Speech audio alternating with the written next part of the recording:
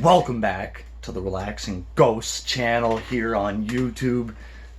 As always, your host with the most, Ghost. Today, I'm going to be starting the Hall of Fame review series.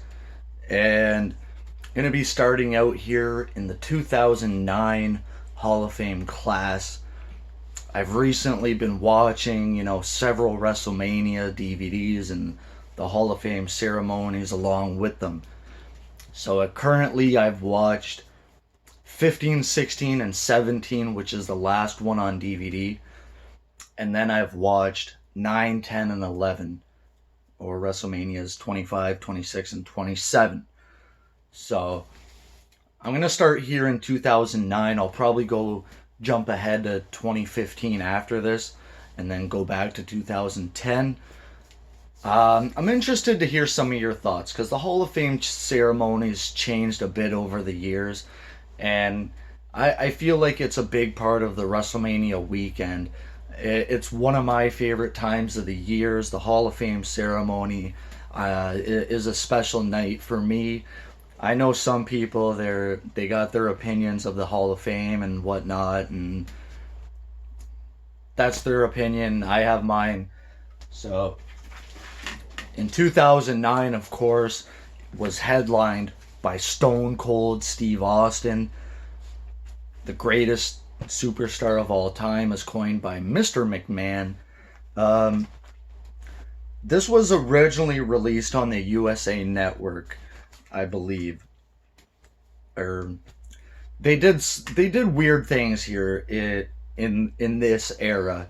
This is pre WWE Network, where they couldn't really go 3 or 4 hours and not really worry about it. On the DVD itself, or the Blu-ray, the Hall of Fame ceremony only goes 2 hours 15 minutes. So, in my opinion, that was like 3 hours on USA Network. In later years, they did like a condensed 1 hour version on USA. I think that's what they did here because I've read a few things online where a lot of the participants kind of got gypped out here, only getting like 2 minutes apiece or something silly like that. Or 2 minutes between about 4 people.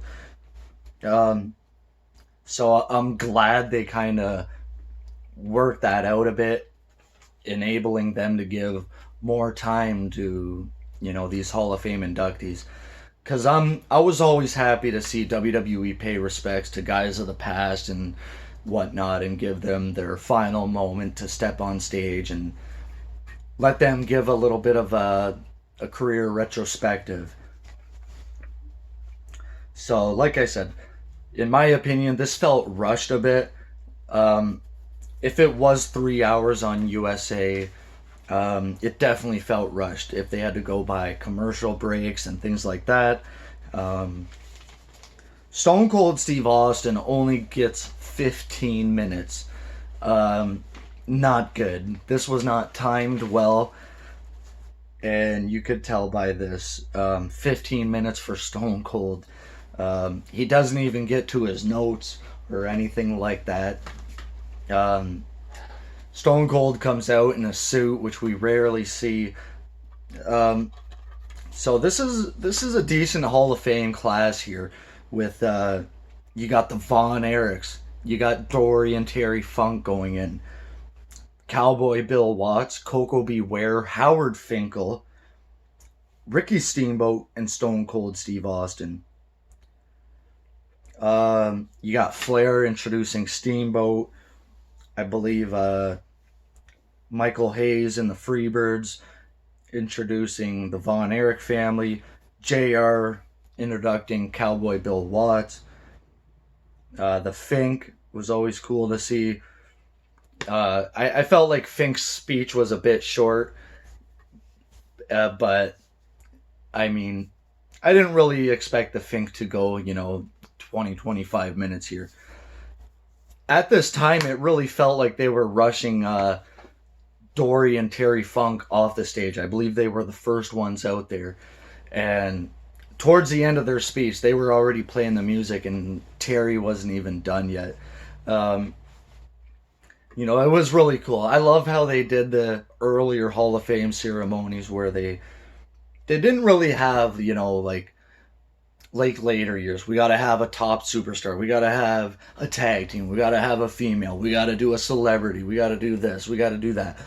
They kind of had, no structures in these earlier years. You see like the Von Erichs and the Funks going in.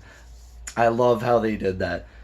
I believe the 3 years prior to this, we had like the Blackjacks, the Briscoes,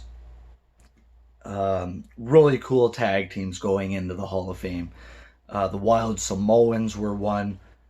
Ricky Steamboat, really cool speech here, calls out Jericho prior to his match at WrestleMania 25, the 3-on-1 handicap match they would have. I thought Coco Beware was actually a decent speech.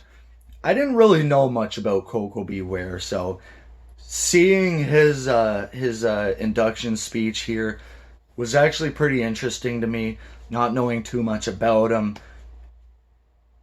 And it was actually the Honky Tonk Man that inducted Coco Beware. So that was weird to see. Like I said, I didn't know much about Coco Beware, so seeing a guy like the Honky Tonk Man induct Coco Beware, that was actually pretty cool to me. Um, they talk about their early days and knowing each other and stuff like that.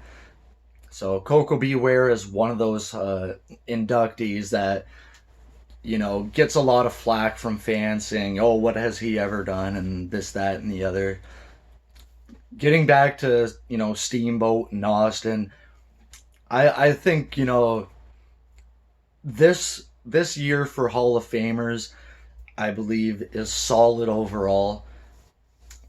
Um, and I feel like the way they rushed it towards the end, I feel like it definitely let them structure it a bit better in years after this. You could definitely tell, I don't think they were happy with Stone Cold getting like, 10, 15 minutes for his. So overall, I'm going to give this one a solid score of, 7 out of 10 or a solid B minus. I really like this Hall of Fame ceremony. Let me know your thoughts, guys. As always, we'll talk to you later. Peace.